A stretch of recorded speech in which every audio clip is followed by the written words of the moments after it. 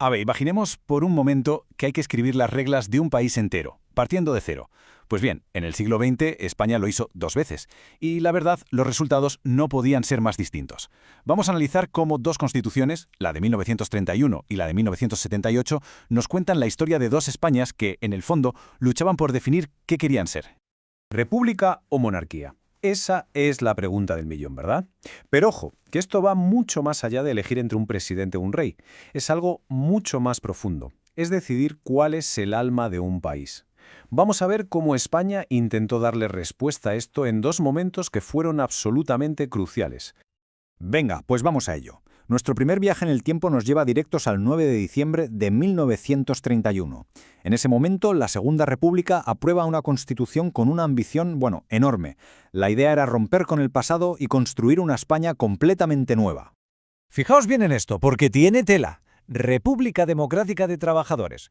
Esto no es una frase cualquiera, ¿eh? Es toda una declaración de intenciones, y muy potente. Estaban diciendo, vamos, alto y claro, que el poder ya no venía de arriba, de las élites de siempre, sino que nacía del pueblo trabajador.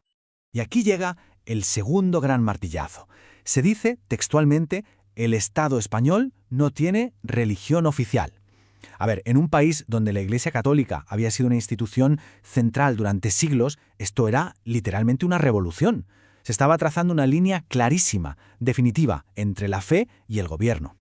Entonces, ¿cómo se organizaba esta nueva república? Pues mira, el poder legislativo se concentraba en unas cortes de una sola cámara, un sistema unicameral. Y un hito. Por primera vez en la historia de España, las mujeres podían votar. El gobierno, por su parte, necesitaba sí o sí la confianza de estas cortes para poder gobernar. Y se diseñó un modelo de Estado integral que, y esto es muy importante, abría por primera vez la puerta a la autonomía de las regiones.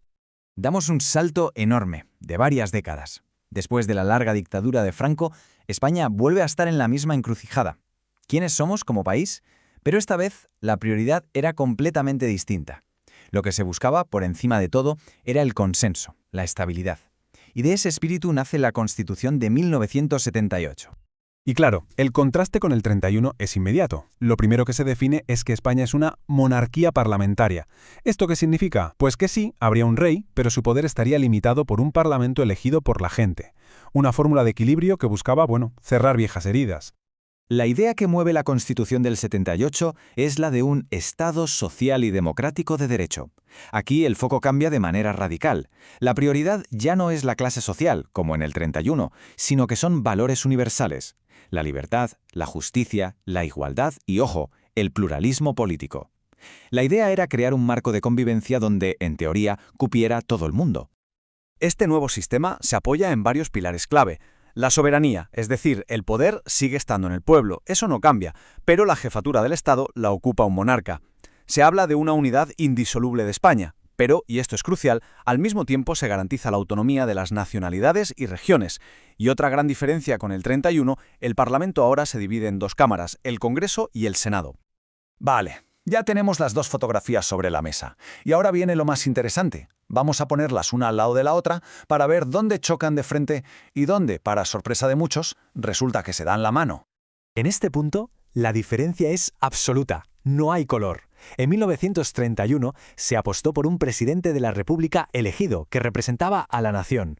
En el 78, la figura es un rey, pero con una condición que lo cambia todo. Su poder no es absoluto, está totalmente definido y limitado por la Constitución y las leyes. Aquí la cosa es más sutil, pero igual de importante. Fijaos en las palabras. En el 31 se hablaba de un Estado integral que permitía la autonomía. En cambio, en el 78 se parte de la unidad indisoluble de la nación y a partir de ahí se garantiza la autonomía. El punto de partida es totalmente distinto y eso nos dice mucho sobre las prioridades y también los miedos de cada época. Si lo ponemos todo junto en una tabla, el contraste es brutal. Por un lado, una república de trabajadores, laica y con un solo parlamento. Por el otro, una monarquía parlamentaria que defiende el pluralismo y tiene dos cámaras. Y lo más curioso es que, aunque en ambos casos se dice que el poder emana del pueblo, la forma de organizar ese poder no podría ser más diferente. A primera vista, parecería que la Constitución del 78 fue una ruptura total con el proyecto republicano, ¿verdad? Bueno, pues aquí viene la gran sorpresa del día. La historia es mucho más enrevesada de lo que parece, y hay un eco muy claro de aquel proyecto en la España que conocemos hoy. Pues sí, aquí lo tenemos. A pesar de todas las diferencias abismales, la Constitución de 1978 se inspiró directamente en la del 31 para organizar una de sus piezas más complejas y fundamentales, el modelo de las autonomías. Esa idea de reconocer un hecho diferencial de ciertos territorios, que fue absolutamente pionera en la República, se recuperó décadas después como base para construir la España moderna. Y todo esto nos deja con una última reflexión. Hemos visto cómo una nación puede intentar empezar de cero, pero también cómo las ideas del pasado, incluso las de proyectos que se consideraron fallidos, siguen resonando, siguen ahí y acaban dando forma al futuro. Porque al final la historia casi nunca es un borrón y cuenta nueva.